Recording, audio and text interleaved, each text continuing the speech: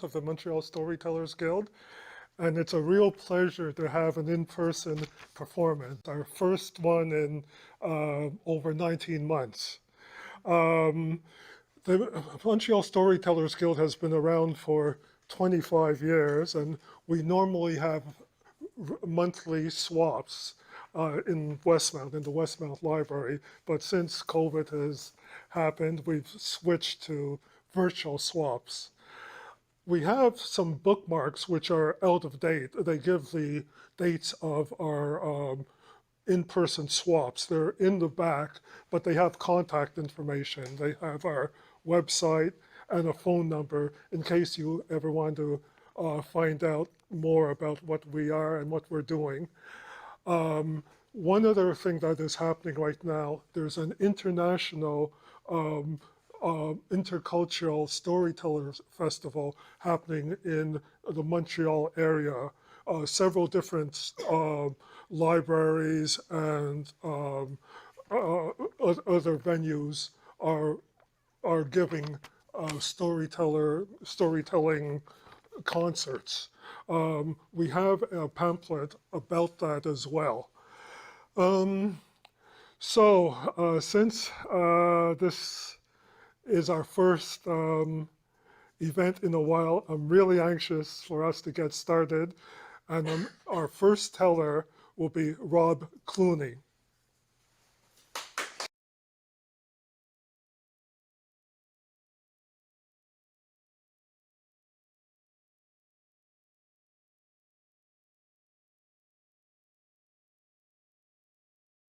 So I'm going to take you back to the early 19th century in New Brunswick on a river called the Dungarvan. Now back in those days, the rivers of New Brunswick were all dotted with sawmills and lumber camps. And I'm going to tell you about a particular lumber camp where there was a camp cook by the name of Ryan. Now, history has forgotten whether his first name was Ryan or his last name was Ryan, but his name was Ryan. And Ryan was very popular because, well, for several reasons. He was very easygoing. He always was quick with a joke and a story. He was an amazing cook. But the most important reason was he had an outstanding hoop. And if you don't know what I mean by a hoop, then you haven't spent much time in the deep woods. Because when you're in the deep woods and there's so much foliage, your voice just doesn't carry.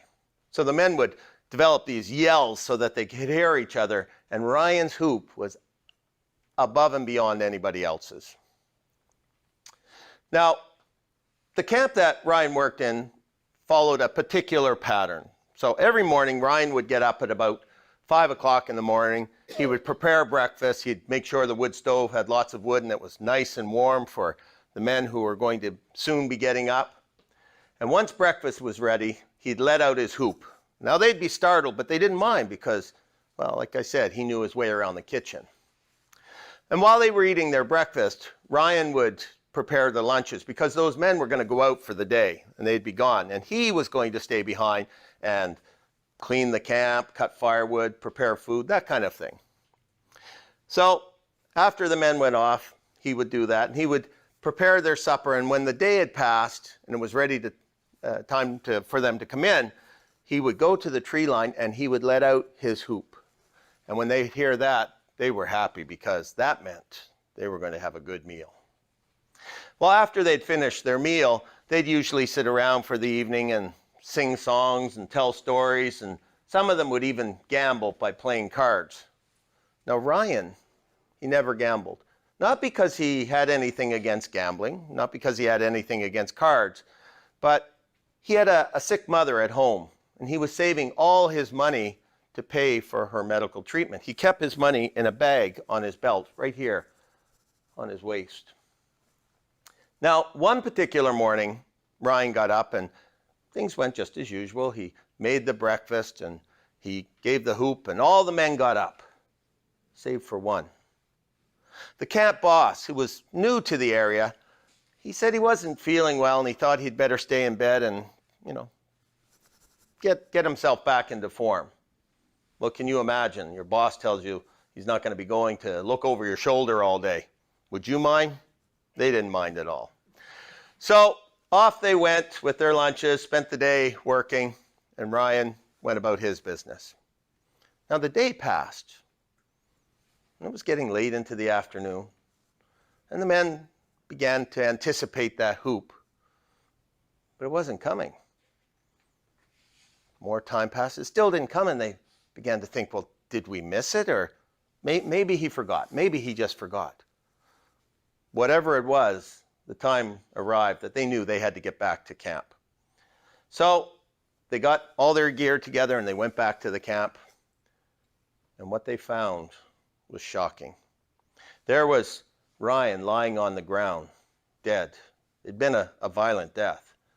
The camp boss came out of the cabin. He said a bear had attacked Ryan, and he himself had only escaped by the narrowest of margins by running into that log cabin.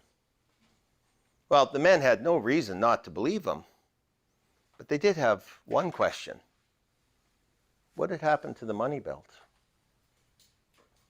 Well, the boss told them they'd better take the body and bury it over by the tree line, and that in the spring they would bring it back up and they'd take it into camp and they'd take it into town and give him a proper burial. And so they did that. And they all went back into the cabin. Now, nobody ate.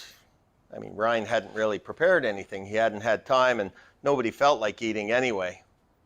And they didn't tell stories. They just sat around and thought about Ryan and his last minutes and how he must have felt. Nobody could sleep. They just sat there quietly. They could hear the wind blowing outside.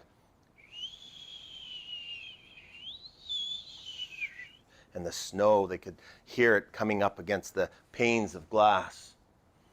Well, finally, at around midnight, one of them, his eyes began to grow heavy. He was growing sleepy. And just as his eyes closed, "Whoa!" They all jumped up. They heard this. What was it? They ran to the window. They looked outside. There was no tracks in the snow. There was no movement in the trees. And they all talked, and they said, that sounded like Ryan's hoop. Well, nobody got any sleep that night because that sound persisted. And when the morning came, they all packed up their gear and they headed off into the woods. They weren't going to cut down trees. They were going into town. Not one of them was going to stay behind in that log cabin. Well, they told the authorities what had happened, and they made their way out to the camp. But the camp boss was gone. A lot of people said that he had probably run off to Boston, with Ryan's money, and he'd managed to escape his crime. But a lot of people said, that's not what happened. He didn't go anywhere. It was that creature, that howling and that whooping that we're hearing.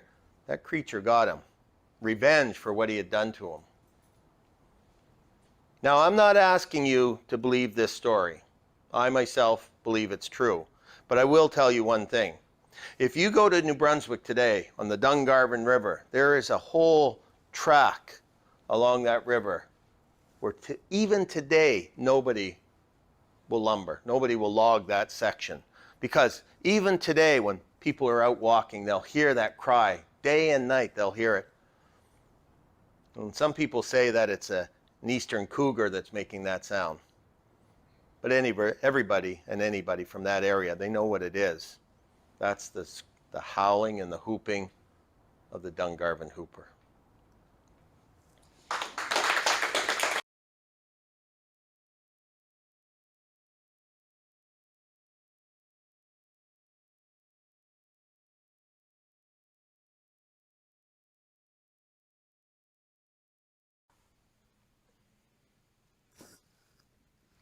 When wishes were horses and beggars could ride, there stood at the shore of the Scottish Sea a castle, and in it lived a rich laird.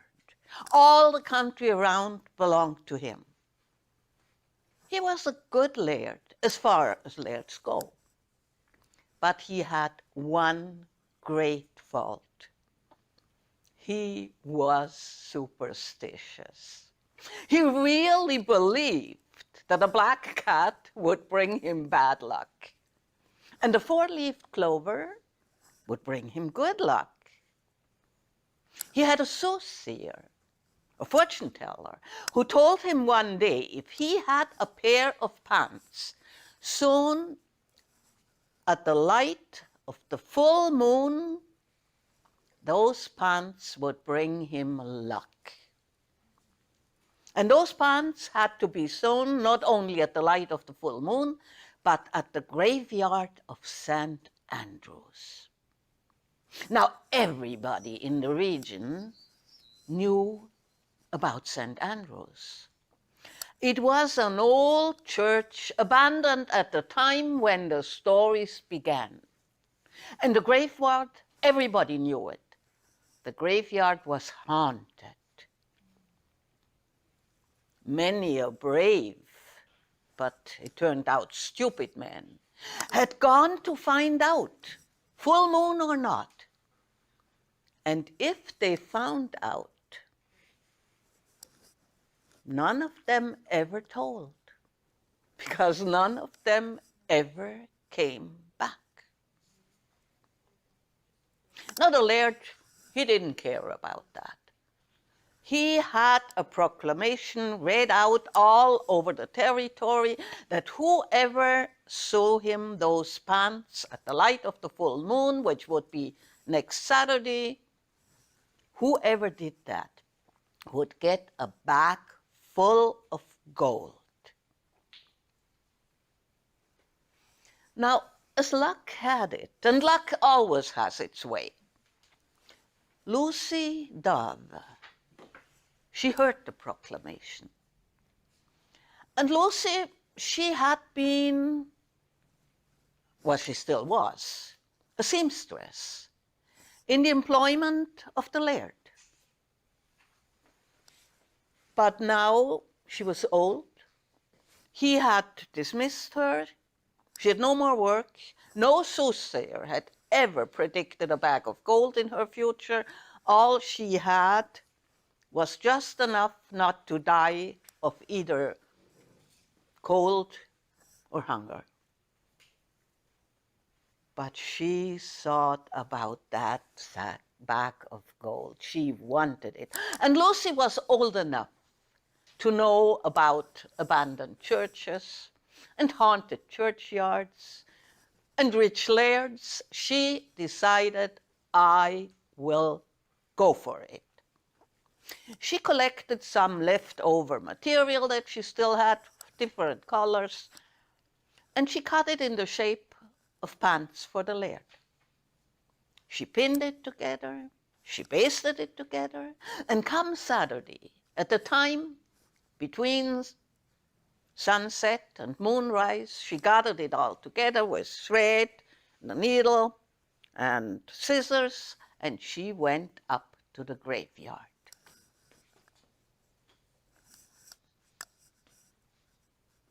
And she sat there down at a tombstone, a flat one, where it was the best light of the full moon. Probably just there where I'm standing now. And not far from there, there was a huge old marble tomb. She sat down, she started to sew. It was a lovely evening. She stitched quickly, small stitches, very straight, very fast. And just when she thought that those stories she had heard were just stories, there was a smell. Well, it wasn't actually a smell. It was a stench of decay and despair, a stench of death without redemption. And then there was a crack, and the marble tomb was split in two. And out of the split there came a hideous, a fearful, an ugly head with sunken eye holes, and in those eye holes there burned a fire like from hell. And then there was a voice. Can you see me, old woman? Can you see my fearful head? For a long time, I haven't had any flesh, nor any blood, just skin and bone and marrow. Lucy's throat was as dry as dust, but she thought of her bag of gold. And so she was able to say, "Oh, have you been here for a while already? I didn't pay attention." And she started, or kept sewing quickly, nicely, straight ahead. Oh, out of the crack came a thick, twisted neck. Can you see, old woman? Can you see my fearful, twisted neck? For a long time, I have neither had meat nor blood, just skin and bone and marrow. Can you see me? Well, Lucy didn't really want to look, you understand that. But she glanced sideways and said, "Yes, yes, I can see you. You are the wee boggle they talk about in the village." Oh, out of the crack came an arm, a long arm, and at its end, a hand with twisted fingers. Can you see, old woman? Can you see my fearful hand with the twisted fingers? For a long time I haven't had any meat nor flesh, just skin and bone and marrow. Do they know me at the village? Do they talk about me? How I strike fear into those stupid men who want to find out about me. Lucy stitched on, as fast, as straight, as neat as before. And she said, "Oh, yes, they're talking about you in the village. They tell the story to the little children at bedtime, so they should fall asleep better and faster." Oh, out of the crack came the second arm. And at its end, there wasn't a hand. There were 5 pointed, sharp claws, and they reached over to where Lucy was sitting. Oh, thank God. That arm was just a little bit too short. Lucy ducked down, but she kept stitching. The stitches grew a little bit longer, but they were still very straight. And she said, "Yeah, I know, skin and bone and flesh and marrow or whatever. People always exaggerate when they tell stories." Oh, out of the crack came a leg, a long leg, and a foot that stomped on the ground. And the bogle leaned over towards her. "Can you see my fearful long leg, old woman? For a long time." Well, you all have your masks. You could say it was me. For a long time, I've had neither meat nor blood, just skin and bone and marrow. Oh, yes, said Lucy, I can see you. I can even smell you. There's no need to become unpleasant, is there? And at that very moment, she had done her last stitch. She cut the thread and gathered the pants to her bosom and got up and ran out of the gates of the cemetery. Stop! The Bogle was so surprised about her reaction that he was not even moving. Lucy had a good advance at him. But then he pulled out his second leg and he ran after her. They raced down the hill. Stop, stop, stop, he cried. But Lucy, she didn't look back. She just thought of her bag of gold, and that gave her feet, her legs, the strength of her youth. Down they raced the hill, but the Bogle with its long legs coming closer and closer and closer. And he raised his hand with the claws to get her. When they arrived, or when Lucy arrived at the castle door, it was a heavy wooden door, locked and bolted against anything out there in the night. Lucy had no more breath to cry for help. She just banged at the door with her fists. But the Bogle, he smashed down his claws when the door opened a tiny bit and Lucy slipped in. Oh! A cry of despair, evidently from the Bogle, split the sky. And in hungry anger, he splashed down his, his claws into the stone above the door. You can still, if you ever go to Scotland, and if you find that place, you could still see the marks of the claws. They're still there, believe me. But Lucy was safe. This pair of pants that she had sewn by the light of the full moon at the cemetery of St. Andrews had brought her luck. A small property, a cottage at the shore of the Scottish Sea. She was happy. Whether those same pants had brought good luck to the laird, the story doesn't tell it.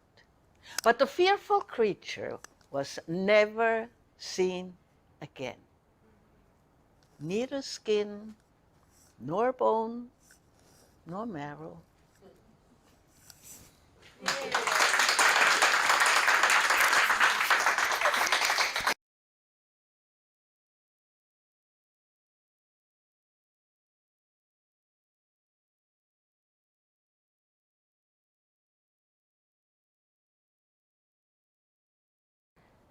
Je me souviens, le 11 novembre 2007, c'était une journée de tempête de neige.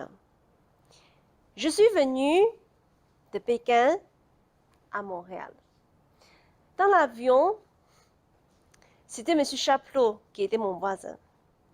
Quand je lui dis que moi, je m'appelle Aurore Leung, et lui, il m'a regardé avec les grands yeux.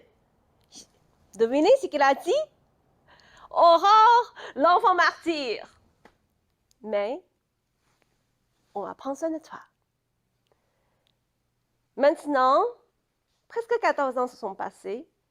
Je dois avouer que le Québec a bien pris soin de moi. Et puis ce soir, laissez-moi aussi de prendre soin de vous avec un conte nommé Beau maquillé, l'un des contes les plus populaires en Chine. Bon spectacle. Vous savez tous que la Chine est un pays immense, 14 fois plus grande que la France. Au XVIIe siècle, afin de gérer tout ce territoire, l'empereur chinois avait instauré un concours national servant à sélectionner les meilleurs talents comme hauts fonctionnaires. Et ce concours, qui s'appelait Keju, avait comme but de maintenir une culture commune au sein de l'appareil administratif et aussi d'unifier tout l'empire chinois autour d'un idéal de réussite par le mérite. Et puis, Keju a favorisé une éclosion de classes sociales nommées les lettrés et des gens qui aspiraient une carrière prestigieuse. Et puis là, du coup, ils ont travaillé des fois même plus que 10 ans. Et puis aujourd'hui, l'histoire que je vais vous raconter se passe justement au XVIIe siècle, dans la province de Shanxi, où la culture de Keju était très répandue. Un jour, les Tréwan, ça fait déjà 3 ans, 3 ans qu'il essaye le Keju, mais ça ne marche pas. Et cette année, il va absolument réussir. Un matin,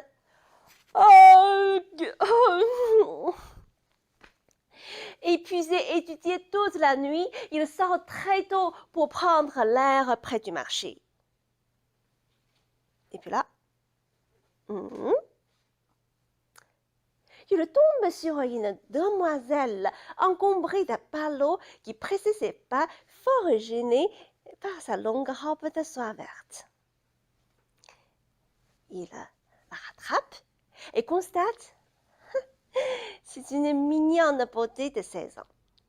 Elle lui plaît si fort et qu'il lui demande « Mademoiselle,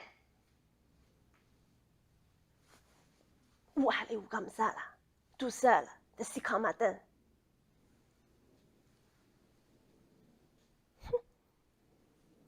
Si vous pensez le premier venu saura me délivrer des ennuis qui m'accablent, ne vous donnez pas la peine, monsieur. Puis, elle poursuit son chemin et il rattrape. Attendez, croyez-moi, si je peux vous être d'un quelconque de secours, je ne ménagerai pas mes efforts.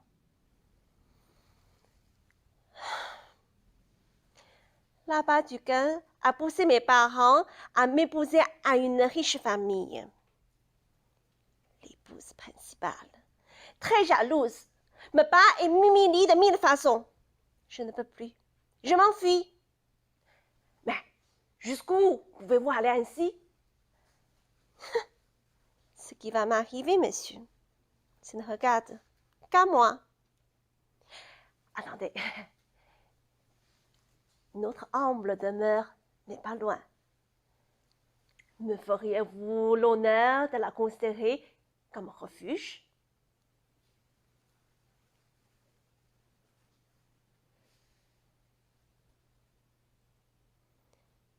La jeune fille le regarde, réfléchit et accepte.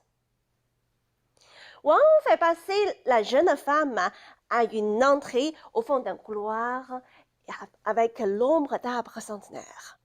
Il contourne un premier bâtiment, puis accède à un second. Un vaste pavillon dans lequel ils entrent. Alors la jeune femme se trouve dans une grande pièce, ne comportant qu'une table de travail et un rayonnage avec beaucoup de livres. Il n'y a là nulle trace qui peut laisser croire que le jeune homme a une famille. Alors Wang s'empresse de préciser c'est ici mon lieu de travail.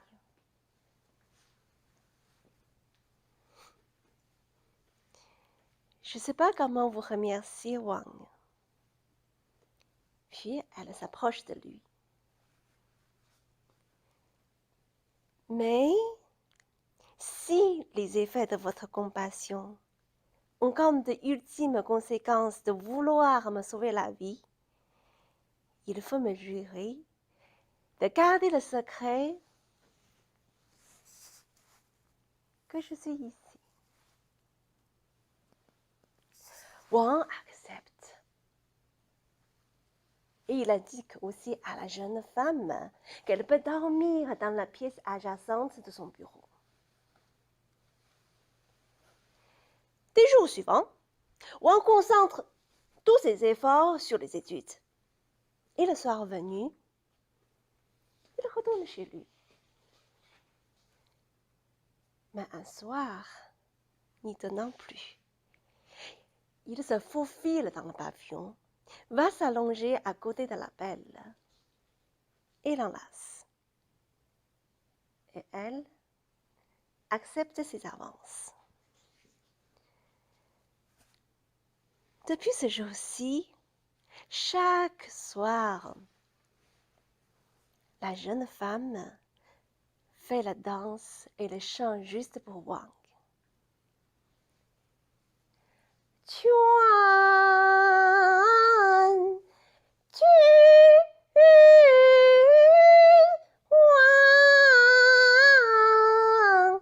yi ji ting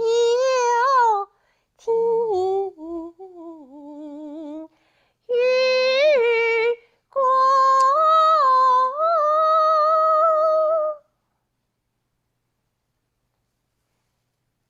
Des semaines s'écoulent ainsi.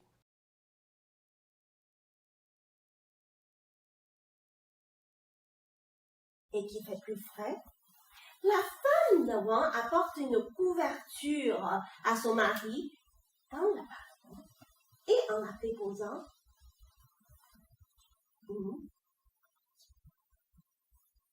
elle aperçoit la jeune femme par la porte entrouverte. Et le soir, elle questionne son mari. Aujourd'hui, j'ai vu une jeune femme dans mon pavillon. C'est qui? Oh, c'est une pauvrette que j'ai rencontrée sur la route. Oui. C'est une concubine, l'épouse principale à la traitement. Les préceptes de la charité m'obligent à lui offrir un refuge et à la protéger. Oh, je vois. Mais je ne crois pas que ce soit une bonne idée. Elle pourrait venir d'une puissante famille. Oh, voilà. Sinon, elle pourrait nous faire des ennuis. Oh, je sais, je peux. Wang n'en fait rien et la rencontre nocturne se poursuit. Puis, un jour, au hasard d'une visite au marché local, Wang croise un prêtre taoïste. Il faut savoir qu'en Chine, nous avons 4 religions principales et le taoïsme, c'est la seule religion chinoise. Et en général, quand on voit un prêtre, c'est toujours quelqu'un de très zen. Mais ce prêtre, à la première vue, il a une réaction violente. Mon fils, dites-moi, par le ciel, dites-moi, ce qui se passe avec vous. Puis, il lui prend par la main. Auriez-vous fait une funeste rencontre? Non, non, ok. Mais, vous êtes entouré tant de mortels. Comment pourriez-vous ne pas vous en rendre compte?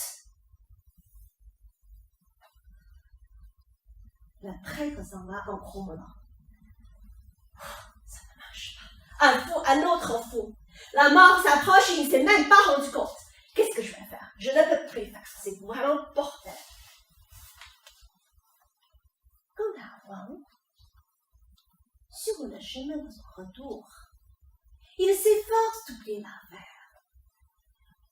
Il lui semble tout à fait incroyable qu'une telle beauté puisse être d'origine que céleste.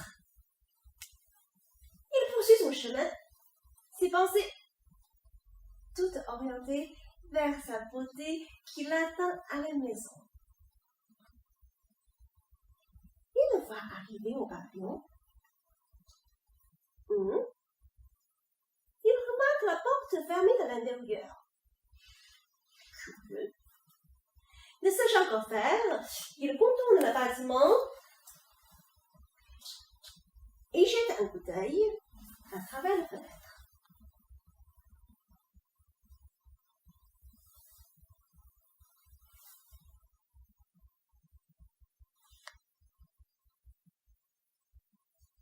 Ce qu'il découvre est à peine indescriptible. Une horrible démone au visage de couleur verte, avec des crocs en dents de scie, a déposé sur la table. Une boule humaine, les pinceaux à la main, elle s'applique à lui retourner des couleurs.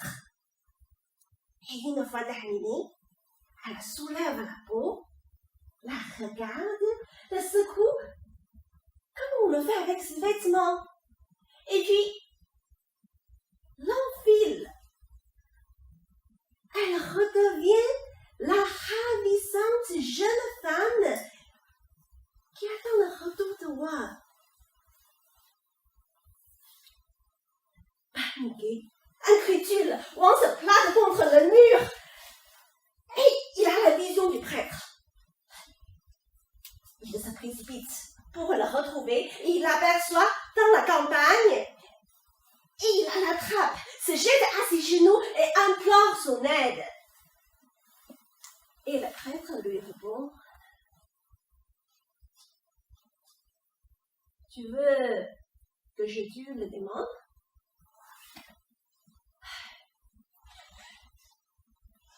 Nous, les taoïstes, nous devons montrer toute notre compassion envers les créatures.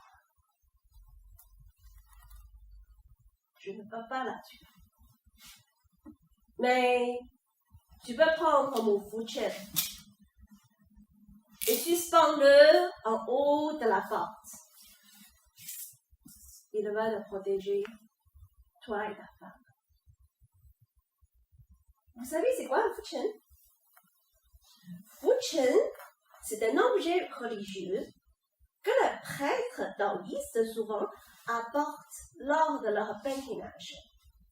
C'est une sorte de queue de cheval et puis attachée sur un bâton de bois. Il sert à dépoussiérer le cœur de ses impuretés et puis aussi chasser les démons. Wang retourne chez lui. Et après avoir tout avoué à sa femme, il suspend le fouchen en haut de la porte. Et la nuit approche. Comme ils sont brisés de fatigue, ils décident d'aller se coucher. Mais peu après, des bruits horribles qui se font entendre dans la cour. Wang demande à sa femme: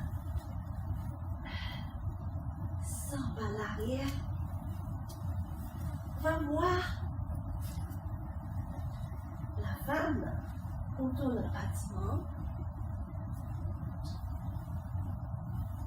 Elle aperçoit la démone devant la porte et qui n'ose pas s'approcher en raison du taoïsme.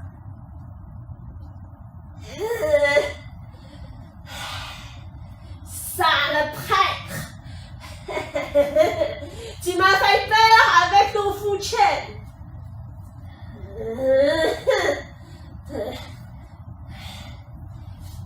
Mais tu me sous-estimes. Tu ne me feras pas lâcher le poids que j'ai dans ma queue! là-dessus. Elle se déchaîne. Elle met le talisman en pièces. D'un coup formidable, brise la porte. Et puis elle dirige en hurlant vers la chambre où se cache Wang. Oh. Tu me dis toujours que tu veux me donner ton cœur. Voilà le moment. Juste la démone. Elle se fonce vers la chambre de Wang et puis elle lui déchire le ventre, arrache le cœur, le tenant dans la gueule, puis s'enfuit à travers les lèvres.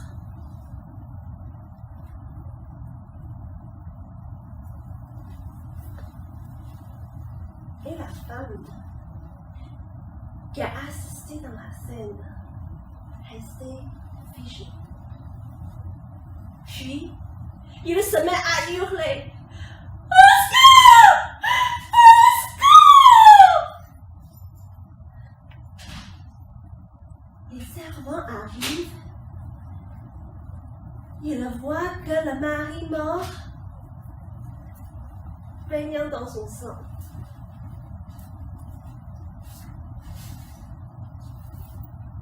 Au lever du jour,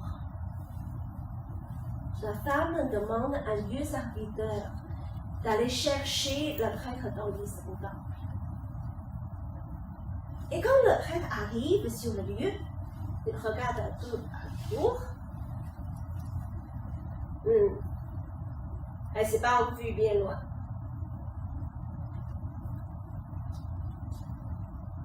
Dis-moi, qui habite dans cette maison de bois? C'est moi-même, répond le vieux serviteur. Il habite chez vous. Dis-moi, avez-vous accueilli une inconnue récemment?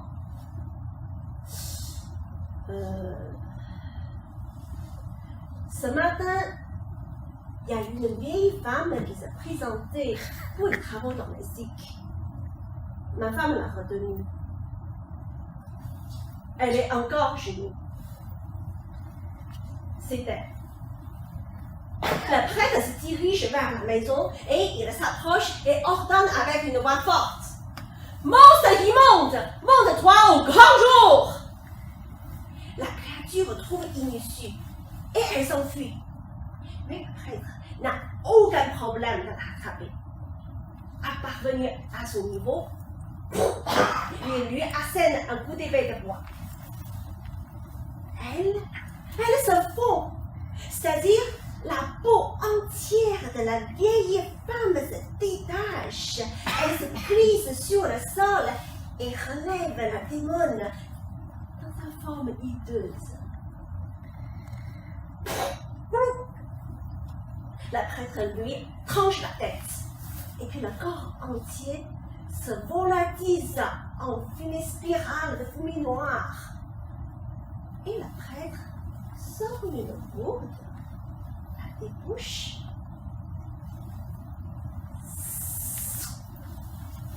et absorbe la fumée en clin d'œil. Puis, il ramasse la peau,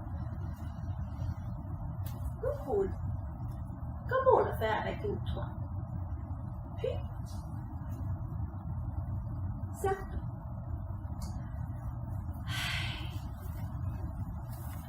Je suis désolée de ce qui s'est passé. Mais maintenant, tout est réglé.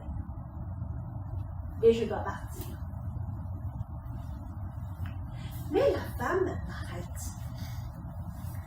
Vénérable saint homme, je vous implore, rendez la vie à mon mari.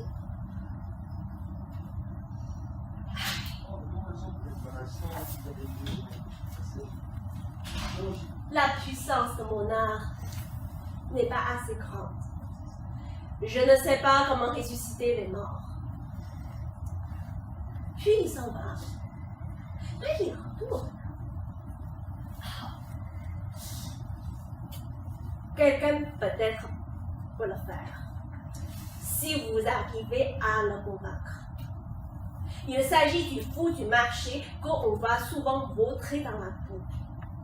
Suppliez-le. Mais, rappelez-vous, quoi qu'il vous fasse, qu'il vous insulte, subissez tout sans bouger. La femme se met tout de suite en chemin pour aller chercher le mendiant. Et un peu de temps après, elle l'aperçoit et qui divague dans un état de saleté repoussant. Mais elle se jette à ses genoux. Vénérable saint homme, vous qui savez ressusciter les morts, rendez la vie à mon mari.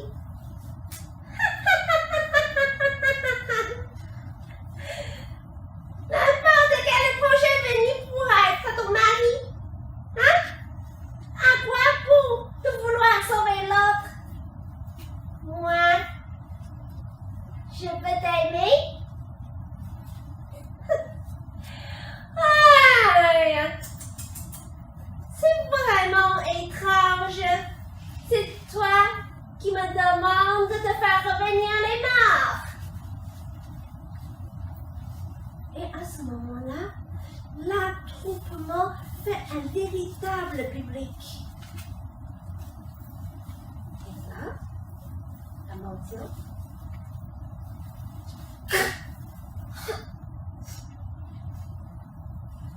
il a craché une bonne poignée de glaire dans un verre. Tiens, bois ça si tu m'aimes.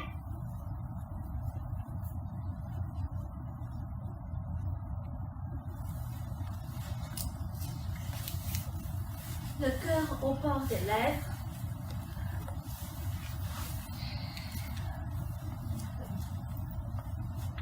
la femme, elle avale la pitance immonde près des valises.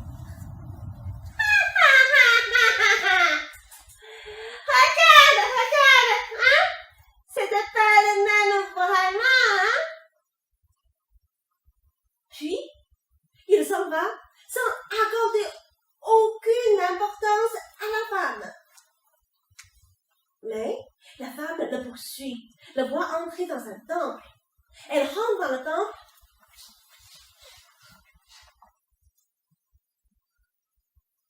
Le prêtre, le mendiant, disparu. Abattue, épuisée, insultée. Elle retourne chez elle, ne souhaitant qu'une mort prompte.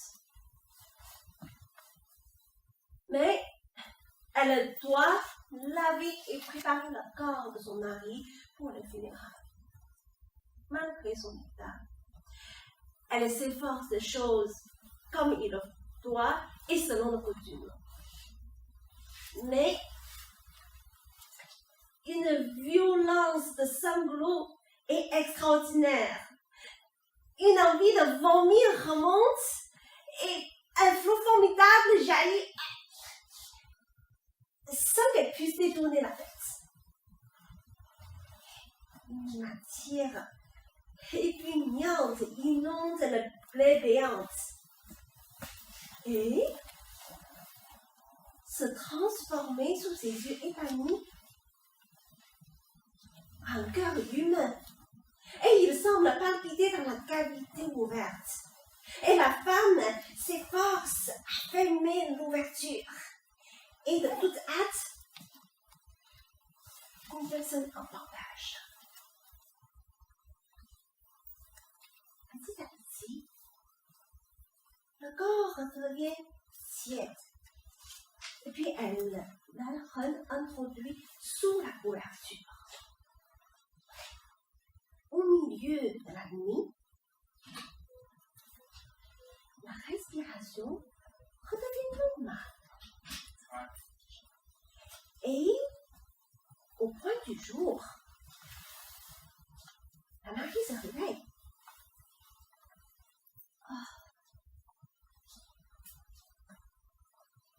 Ce qui m'est arrivé est aussi confus comme un rêve.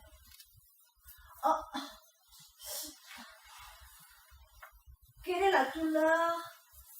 mal au cœur. Il découvre en l'endroit de déchirure qu'une petite cicatrice à la pièce d'une taille très.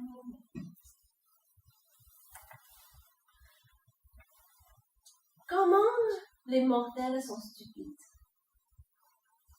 Prendre une démone comme une jeune femme et prendre loyauté comme ce qu'il faut.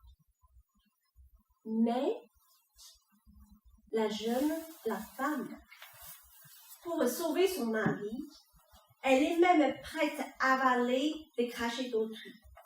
Et elle a réussi à la sauver. La voix au ciel pour les créatures égarées que nous sommes, on ne comprend pas toujours. C'est désolant.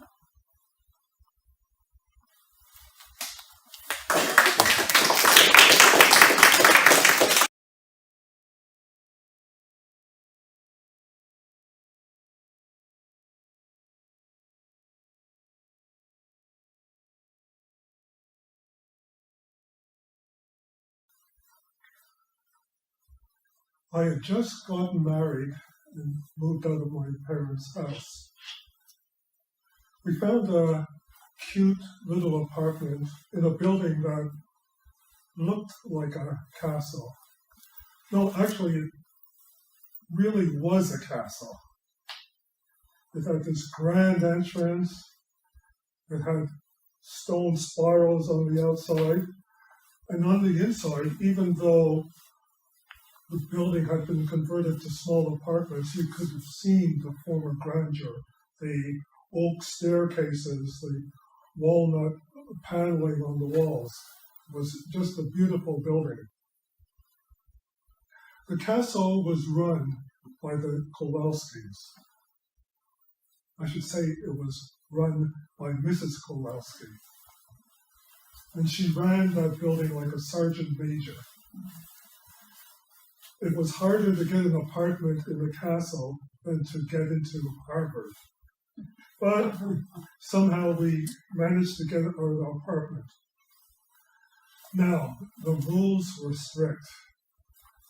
No noise, things had to be kept clean, and only appropriate guests are allowed. So the single guys who wanted to bring a girl would have to carry her on his back, so Mrs. Kowalski would only hear one set of footsteps.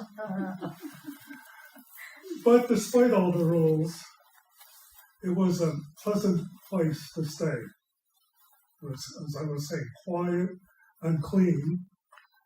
And to make things even better, we became Mrs. Kowalski's favorite tenants. Soon after, we became pregnant. In reality, I wasn't pregnant. My wife was, just to clear that up. So I went to Mrs. Kowalski and told her, well, unfortunately we had to move, but she wouldn't hear of it. She would say, we'll make changes. The apartment will be fine. We'll make it bigger, so you'll be able to have your baby there. So we decided to stay. But soon after, tragedy struck. The Kowalskis were in a car accident. It wasn't a big accident, but Mrs. Kowalski suffered a heart attack and died on the spot. Mr. Kowalski was devastated. He lost interest in everything, especially the castle. The castle started going downhill. He started letting everybody in. It was getting dirtier and dirtier. There was noise all hours of the day and night. And drugs were even in the building. It was no longer a place where I wanted to stay and have a baby. So I went to Mr. Kowalski and I told him, well, unfortunately, I think now we have to move.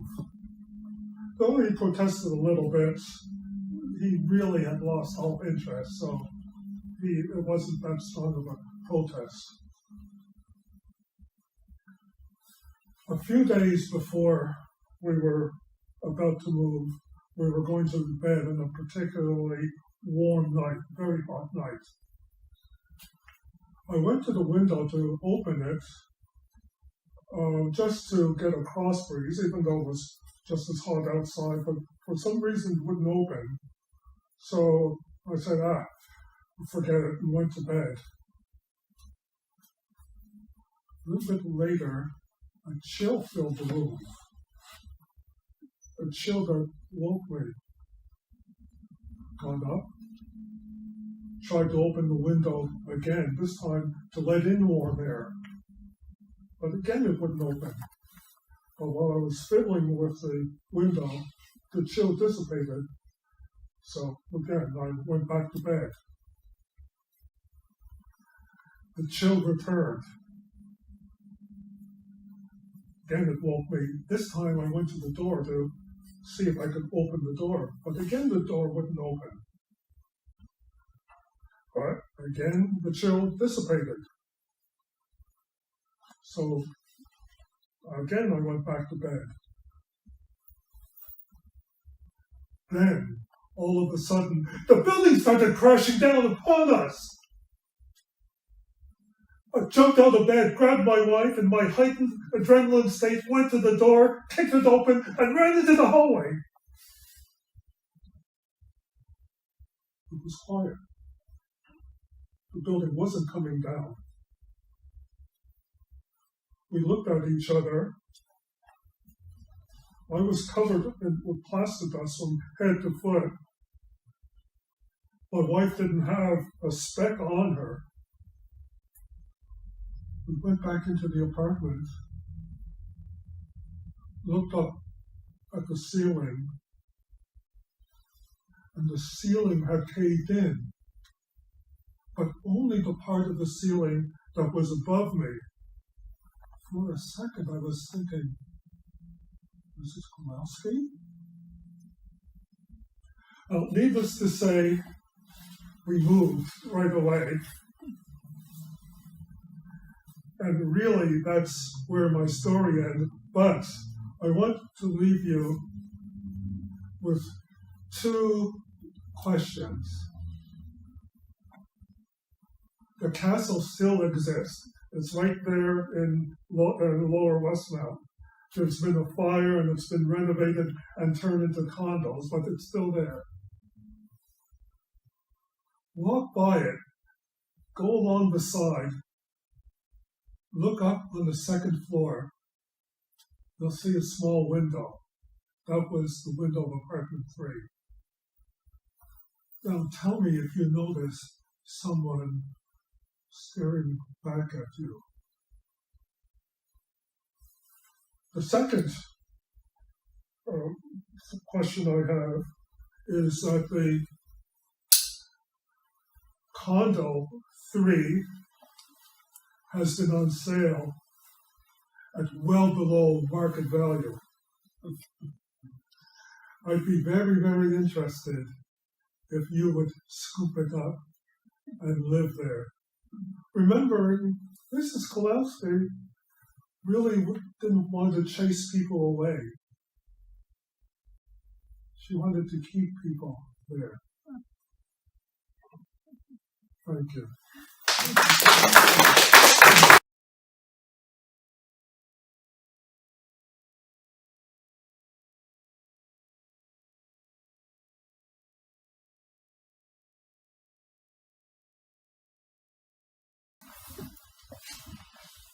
There was a Scottish piper who had made his way to Ireland. He went there for the work, and he had lots of work. He played at all the weddings, he played for the workers out in the field, he played at all the grand ceilidhs. And for his efforts, he would be paid with a place to stay, a bite to eat, and occasionally he'd get a few coins. He was quite happy. But summer turned to fall, and fall turned to winter. And when the winter came, there was no work. And one night he found himself walking one of the back roads of Ireland, and he was cold. He had on a threadbare jacket, so he was just shaking as he walked along. And even worse, the soles of his boots had separated from the tops, so every step he took, the snow on the road would go in, and his toes cold and wet. And he knew he was in trouble. He needed to find a place to stay. Now, as luck would have it, as he was going around the bend, he could see a small farmhouse just off in the distance. And he decided to take advantage of a custom of the day, which was if a traveler were lost at night, they could knock on a farm door and be offered a bed, and just as often they'd be offered a bite to eat. And so he decided to do that. He went and he knocked on the door, and as luck would have it, it was the farmer who opened the door. Now, he knew who the piper was. He wasn't a big fan of music, and he certainly wasn't a big fan of the pipes, and he decided he didn't want him around. He said, "Off my property." He said, "Get out of here now. If you don't leave, I'll get my shotgun." Well, the piper, he knew what was what, so he started off back down the lane, wondering what he was going to do. And as he was walking, he tripped over something in the snow, and he looked down. There was a little bump. So he reached down and he brushed away the snow. And can you believe what he found? He found a boot. It looked like a brand new boot sitting there. He looked over to the left, and there was another lump of snow. He brushed it away, and he couldn't believe it. 2 brand new boots. Out in the middle of nowhere, 2 brand new boots. Well, he did everything he could. He pulled and pulled. Those boots wouldn't come out of the snow. And he went down and examined a little closer, and he realized it wasn't the snow that was preventing boots from coming up. You see, those boots were attached to feet. And those feet were attached to legs, and the legs, well, you know the rest. He brushed away, and there he found a poor old man who had clearly fallen in the snow, and he froze to death. He felt bad, and he looked around, and didn't seem to be anybody looking for this poor old man. Then he looked at those boots. Surely the man wouldn't mind somebody like himself to take those boots, but he couldn't get them off the feet. Well, as luck would have it, he wasn't just a piper. He also repaired pipes. So he went into his bag, he pulled out a small toolbox, and he found a saw. And so he took the feet and the boots, and he put them into his bag, but that solved one problem. He now had a new pair of boots, but where was he going to spend the night? He realized he had no choice. He had to go back to that farm, and he did. And he knocked on the door, and as good fortune would have it, it was the woman of the house who opened the door this time, and she said, "Thank goodness you came back. That old grump of a husband of mine, I can't imagine him sending you off, but you know how they can be. Now, here's what I have for you." She said, "You see that little barn over there?" She said, "In that barn, I have 6 or 7 cows over there, and the body heat, it keeps the barn super warm. You'll really enjoy it. All you have to do is make up a little bed of straw, and you'll sleep like a baby." And he thanked her, and he made his way towards the barn. And as he was walking, she said, "Oh, one thing. The black cow that's just down at the end, don't go near him. He's a bit snappy. Now, might likely bite you." Well, when the piper, he got into the barn, realized he felt nice and warm. It was really warm. He made himself up a bed. Just before he went to sleep, he decided he should take those boots and maybe tuck them in under one of the cows that had laid down to sleep, and tuck them in under, hoping they'd thaw. Well, when he woke up about 5 o'clock in the morning, the first thing he did was went over and he collected those boots, and sure enough, they had thawed. He managed to pull the feet out from inside the boots, and he put the new boots back onto himself. While he was doing this, he started thinking about that farmer and how he had treated him, and he didn't much care for it. He thought, I'm going to play a joke on him. And so what he did was he took the feet, and he put them into his old boots.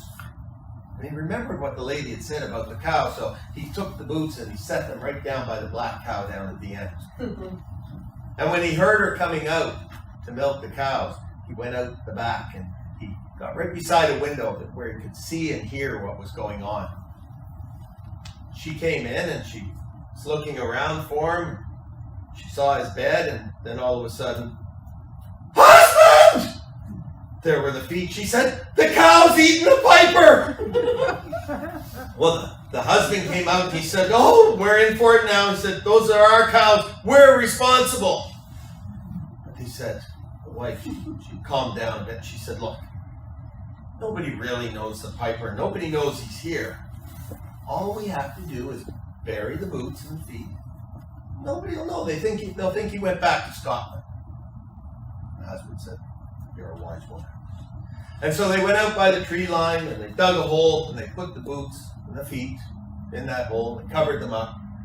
And then they went back into the house. They decided it was time for breakfast.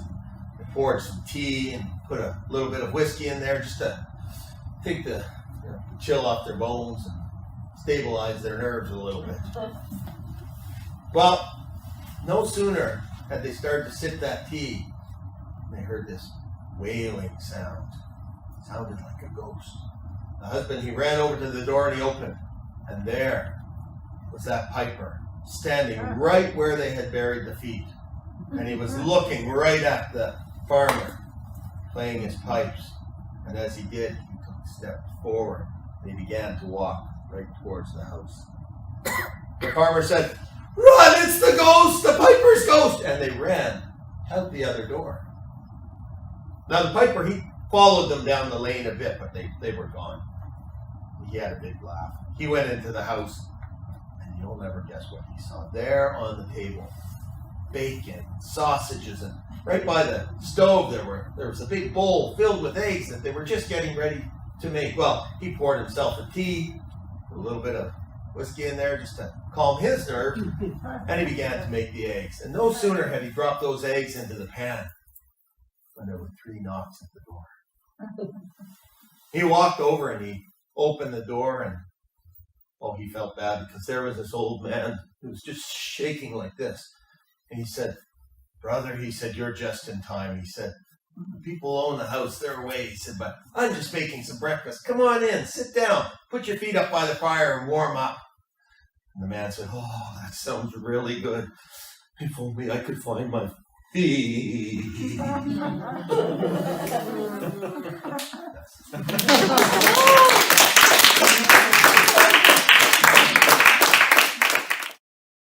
That's our program for the evening. I trust you enjoyed it, and